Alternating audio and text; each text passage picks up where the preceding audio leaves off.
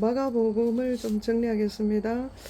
마가복음은 제일 먼저 쓰여졌고 또 내용이 계속 지금 복음서에 다 이렇게 반복이 됩니다.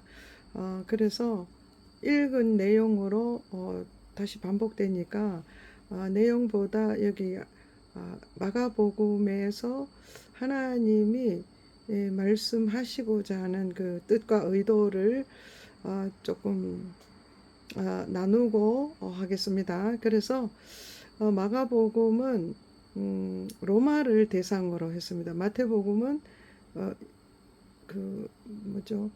이스라엘을 유대인들을 대상으로 했죠. 그래서 마가복음은 로마니까 로마에는 이제 고난의 상징입니다. 예수님의. 그래서 그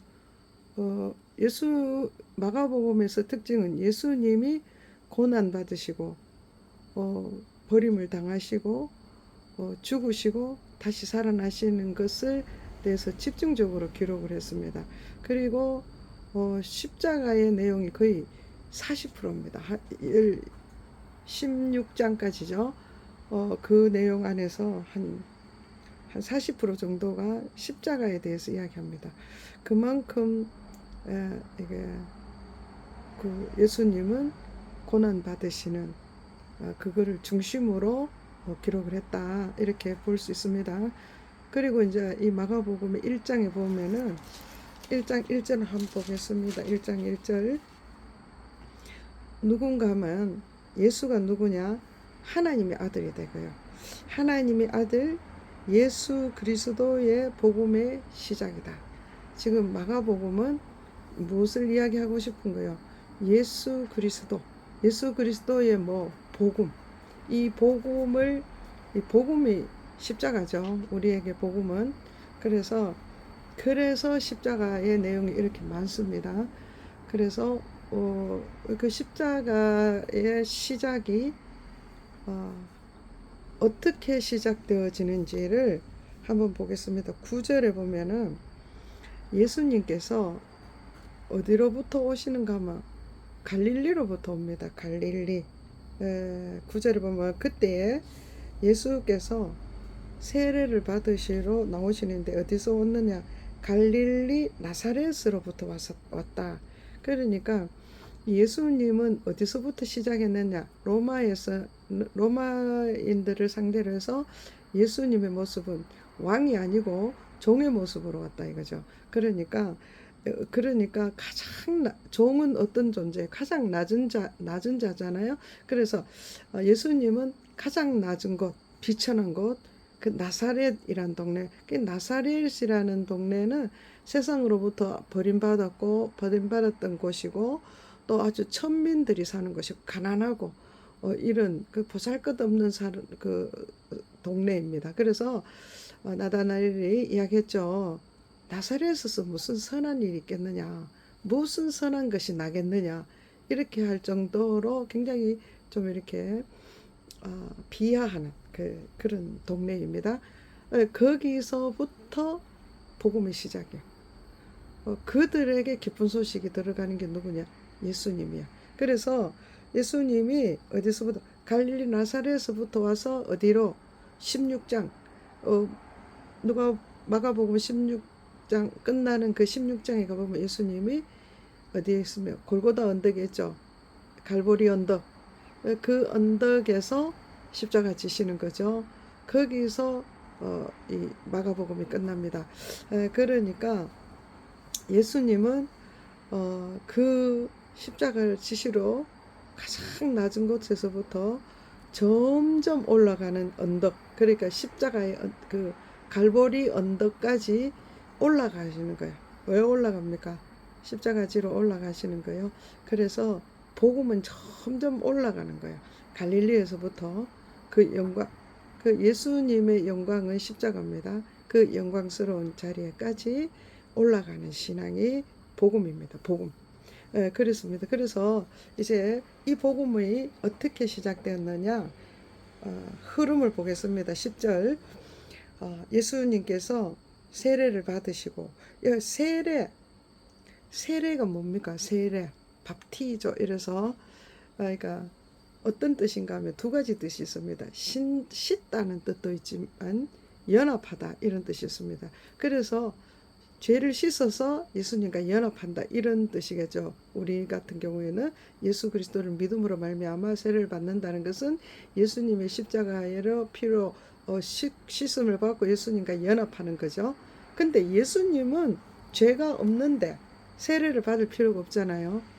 그래 죄를 씻을 일이 없는데 예수님은 세례를 예수님이 받으십니다. 그래서 그 세례를 받는데 이것은 요 보면은 10절에 보면은 예수님은 이 세례를 받는데 물에 이제 우리가 여기는 세례지만 원래는 침례입니다. 물에 잠기는 거예요. 그래 물에 잠긴다는 것은 죄를 씻고 죄는 죄를 씻는다 이 말은 죄에 대해서 완전히 죽는다 이런 뜻이에요. 그래서 죄를 장사 지냈다. 무덤에 넣어버렸다. 이런 의미로 물에 들어가서 잠깐 머물렀다가 무덤에 들어갔다가 다시 올라오는 게 침례예요. 근데 예수님은 침례를 어떻게 받았는가 하면은 침례를 물에 들어갔다가 곧 물에서 올라왔다 이거예요. 그러니까 잠깐 머물지 않고 바로 곧 올라왔다. 그 말은 예수님은 죄가 없으시기 때문에 그 잠깐 죄 씻음을 해서 잠깐 물속에 머물지 않고 물에 그냥 들어갔다가 바로 나왔다. 그 왜 그러냐? 우리의 모든 죄를 대리적 고백이에요. 그러니까 우리가 그렇게 해야 되는데 우리가 죄인이라고 고백을 해야 되는데 예수님이 우리 대신 대리적 죄 고백을 위해서 세례를 받으신 거예요. 그래서 세례를 받고 곧 물에 머물지 않고 곧 올라오시니까 어떻게 됐습니까? 하늘이 열렸습니다. 그 말은 그 하늘이 열리고 성령이 어떻게 했어요? 비둘기 같이 내려왔다. 그러니까 그 말은 예수님이 침례를 딱 받으시고 올라오니까 하늘이 열렸다. 하늘이 옛날에 한번 열렸죠. 노아 방주 때 한번 열렸습니다. 그런데 이 하늘이 열리고 하늘에서 소리가 나기를 이는 내 사랑하는 아들이라 그렇게 외치는 거예요. 여기는 내 사랑하는 아들이라 이 말은 하나님은 하나님이시죠. 하나님은 왕이십니다. 그래서 예수님도 하나님이시고 하나님의 아들, 왕의 아들, 그러니까 왕의 아들이죠. 황태자 그런 뜻이에요. 그냥 단순하게 내 아들 이런 의미가 아니에요. 왕 하나님의 아들이다 이런 뜻. 황태자입니다. 그 이야기 그 말씀을 하시죠. 그러면서 성령께서 비둘기 같이 임했다. 이 비둘기 같이 임했다 이 말은 예수님이 로마에서는 종의 모습으로 십자가 지시로 나사렛으로부터 오셨지만은 그는 누구냐? 하나님의 아들이다. 그래서 그것을 그러니까 왕권을 가지고 있다. 이것을 보여주기 위한 상징적인 거예요. 예를 들어서 어떤 건가 하면 우리나라도 대통령 뒤에 무슨 문양이 있어요. 저분이 대통령이라는 것을 알 수 있도록 하는가 자리에 보면 자리 뒤에 문양이 있죠. 또 국가의 도장 이것도 문양을 새깁니다. 그걸 우리나라는 봉황이 휘장이에요. 대통령 전정기에도 보면은 봉황이 있죠. 이게 휘장 그런 것처럼 미국에는 독수리예요. 독수리가 그들의 휘장. 그런 것처럼 이스라엘의 왕은 그 왕의 휘장은 비둘기예요. 그러니까 예수님이 성령이 비둘기같이 임했다. 그래서 그 성령의 그 예수님의 문양은 비둘기다 이거죠. 성령입니다 이 말이죠. 그래서 예수님이 어디에 가든지 성령님이 함께 하시는 거죠. 그 문양처럼 그래서 비둘기처럼 내려왔다 이렇습니다. 그래서 그러면은 마가복음에서 뭐가 중요하냐? 예수님은 하나님이시다. 그 이야기를 그 하나님이 이 땅에 오셨는데 왜 오셨느냐? 고난받고 버림을 당하고 죽임을 받고 죽임을 당하고 그 당한 것보다 예수님이 죽으셨습니다. 우리를 위해서. 그것을 하러 오셨다. 그리고 죽음 뒤에 살아나신 거예요. 이것이 우리에게는 복음이다 이거야. 기쁜 소식이다. 그래서 이 기쁜 소식이 얼마나 이거는 그냥 단순하게 일어난 그냥 이 사건이 아니고 이거는 어마어마한 사건입니다. 그래서 이 사건을 쭉 이야기하면서 1장 예수님 이제 하나님 아들로 침례받고 이제 공생의 시작하지 이거를 뭐 신학 용어는 이거는 예수님의 대관식이다. 그러니까 왕이 활동하려면 왕자에 올라가야 되겠죠. 그 대관식을 하듯이 그래서 예수님이 공생애를 시작하는 대관식이 침례로부터 시작되었습니다. 그러면서 이제 예수님의 사역이 시작되는데 더러운 귀신이 쫓아가고 뭐 이제 그 병든 자를 낫게 하는데 특별히 여기 보면은 나병 환자, 그러니까 나병 환자가 깨끗이 나음을 받습니다. 어떻게 낫습니까? 그가 꿇어엎드려 원하기를 간구하기를 원하시면 저를 깨끗하게 하실 수 있습니다. 그러니까 예수님께서 그래 내가 원하니까 너도 깨끗함을 받아라. 치료를 어떻게 합니까? 말씀으로 치료하죠. 하나님의 말씀의 능력을 나타내는 거죠. 그러면서 예수께서 말씀하시기를 자 이제 네가 아무에게도 말하지 말고 가서 네 몸을 제사장에게 보이라. 그래서 제사장에게 보이고 모세가 명한 그러니까 이제 예수님 말씀이 아무에게도 말하지 말고 가서 네 몸을 제사장에게 보이고 네가 깨끗하게 되었으니 모세가 명한 것을 드려 그들에게 입증해라. 그러니까 너가 지금 문둥병이 나은 것을 입증해라 이거예요. 그 입증을 누가 해주는 거예요? 제사장이 해준다. 이제 이 말을 왜 예수님이 그냥 단순하게 그냥 네 병이 나았으니까 집에 가서 뭐 살아라 뭐 이렇게 이야기해도 될 텐데 지금 말씀이 뭐냐 하면은 네가 가서 제사장에게 네 몸을 보이고 모세가 명한 것을 들여서 입증해라. 그럼 모세가 뭘 명했습니까? 레위기에 보면은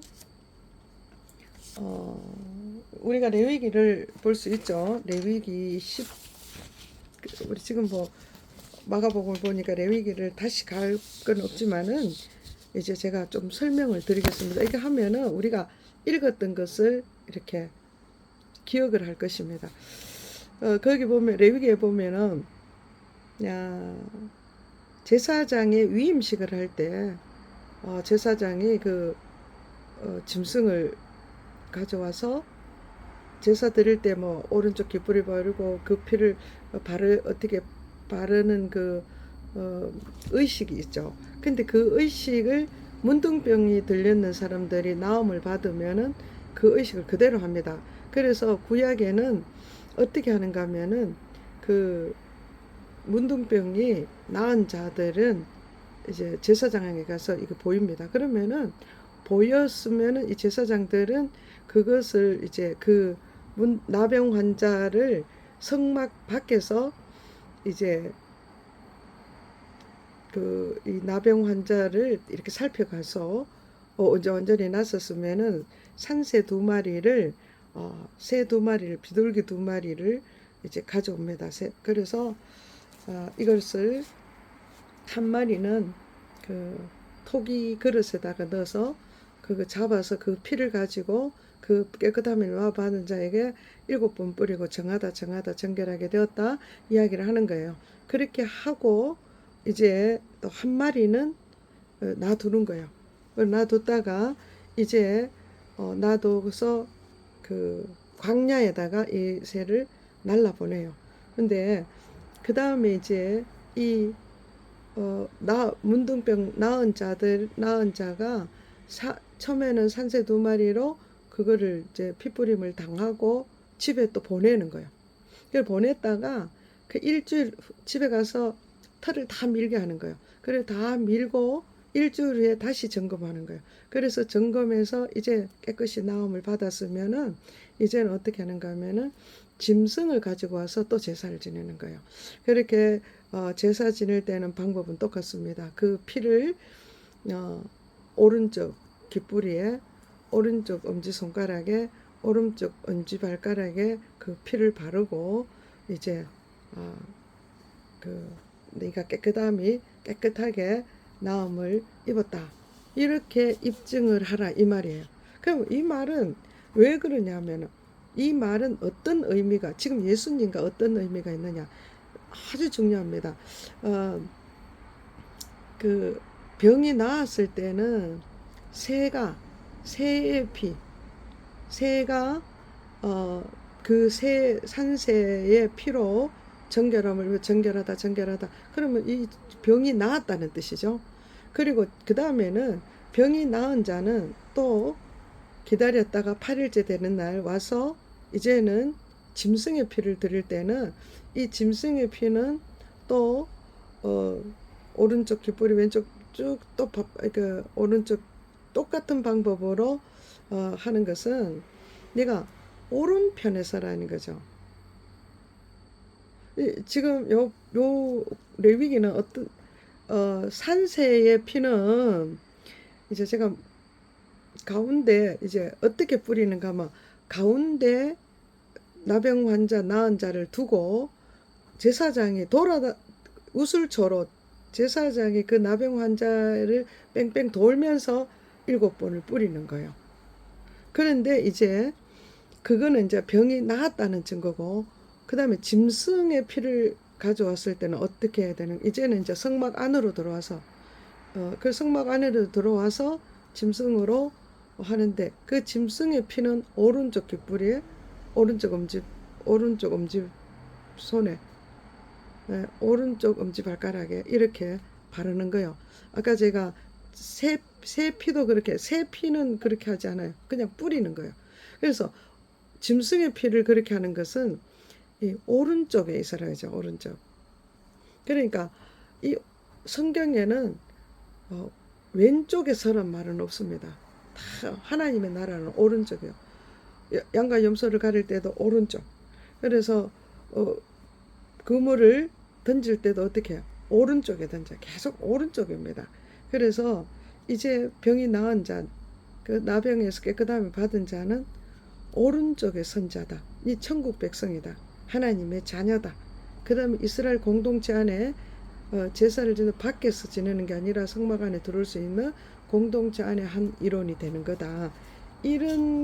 그렇게 되게 하기 위해서 그 제사장이 그렇게 손에 피를 그렇게 바르고 귀에 피를 바르고 발가락에도 바른다. 이게 입증하는 거예요. 그래서 그것을 네가 입증을 받았으니 이제 너는 어떻게 해야 돼? 너도 입증해라. 어떻게 입증하? 보면은 한번 보겠습니다. 45절 그 입증하라 하셨더니 45절에 그 사람이 나가서 이 일을 많이 전파하여 널리 퍼지게 합니다. 그러니까 입증하는 삶이 뭐냐? 자기가 문둥병에 걸렸던 자였는데 이제 그 나음을 입었다는 것을 입증하고 전파하는 거예요. 그 전파는 내가 입증하는 건 내가 이렇게 나음을 받아서 그걸 나타내는 거죠. 그 다음에 전파는 뭐야? 누가 했다는 거예요? 정말 내가 문둥병 걸려서 저주받은 상태에 있었는데 그 나음을 받아서 짐승의 피로 내가 다시 그 피를 오른편에 바름으로 내가 오른쪽에, 그러니까 이스라엘 공동체 안에 들어갈 수 있는 자격이 입증되어서 나는 그 한 일원으로 살 수 있다. 이런 걸 이야기하라는 거죠. 이 말은 뭐냐 하면은 우리가 오늘 예수님이 이것을 입증하라. 이 말은 예수님께서 지금 로마에서 고난받고 버림받고 죽임을 당합니다. 그래서 그 산새의 이 산새가 예수님의 십자가의 그 예표입니다. 그래서 그 산새가 그 산새의 피를 가지고 그 문둥병이 걸렸다가 다시 나음을 입은 자에게 그 뿌림으로 그 사람이 정결하게 되는 거예요. 그런 것처럼 우리가 예수를 믿음으로 우리의 모든 죄가 정결하게 되죠. 그 다음에 또 그 산새 한 마리를 이제 광야에 날라 보내는 거예요. 그러면은 이거는 예수님의 부활의 상징입니다. 그래서 이제는 완전히 죄에서 자유해서 어디에 있습니까? 이제는 하나님의 나라의 백성으로 우리가 들어간다. 그런 예표입니다. 그래서 또 그렇기 때문에 이제 이 문둥 나병 환자에서 깨끗함을 입은 자는 어떻게 하라는 거예요? 네가 그것을 입증하고 전파하라. 그러니까 널리 전파하는 거예요. 그래 이 사람들이 보기만 하면은 입증이 되는 거예요. 왜?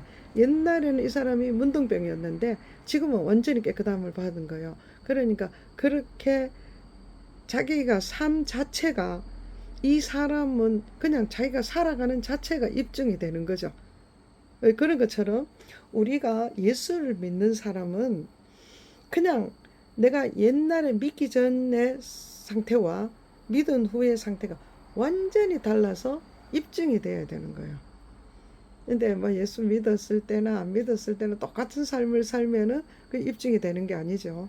그리고 또 보면은 나병 환자가 이 그 정결함을 받는 의식이 뭐 하고 같습니까? 제사장 위임식하고 똑같습니다. 그 이 말은 문둥병이 걸리면은 완전히 그때 당시는 저주받은 사람이라서 이스라엘 공동체 안에 들어오지도 못하고 혼자 바깥에서 살면서 그 깡통을 차고 다니면서 사람 가까이 가면은 안 되는 거예요. 가까이 가거나 또 사람들이 멀리 지나가는데 자기가 자기 입술을 가리고 부정하다고 소리 지르지 않으면 돌로 맞아 죽는, 그러니까 짐승보다 못한 그런 존재예요. 그런데 나병에서 치료를 받고 나니까 어떻게 됩니까? 예수님 아니야 참 제사장의 반열, 그러니까 제사장이 위임을 받는 것처럼 이 사람이 그 문둥병에서 고침을 받고 다시 이스라엘 진영으로 들어올 수 있는 것은 그거와 같다 이거죠.